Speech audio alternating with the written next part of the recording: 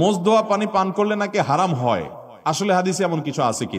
মোষ ধোয়া পানি খেলে বা মোষ লাগলে কোনো কিছু খেতে গেলে সেটা হারাম বলে হয়। হারাম তো পরের কথা, অনেকে বলে মাকরুহ।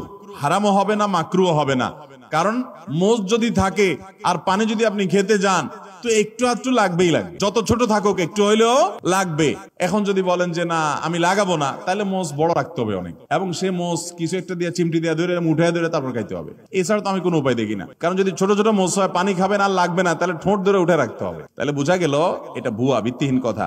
মোষ যদি লেগে যায় ইচ্ছাকৃত, তো মোষ ধোয়া পানি, মোষ ধোয়া খানা, মোষে লাগলে সেটা খাবেন না আপনি। কারণ হলো সেটা তো আর পরিষ্কার করে হওয়ার সময় জীবাণু থাকতে পারে, ধুলাবালি থাকতে পারে। ইচ্ছাকৃত এটা করেও না কেউ, কিন্তু অনিচ্ছাকৃত যেটুকু লেগে যায় এটার কারণে হারাম তো দূরের কথা, মাকরুহ হবে না। এটা ভিত্তিহীন কথা।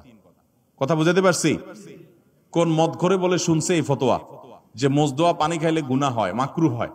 এই জন্য সে মদ খাওয়ার সময় তার মোষ বড় ছিল, উঠে ধরে মদ খাইত।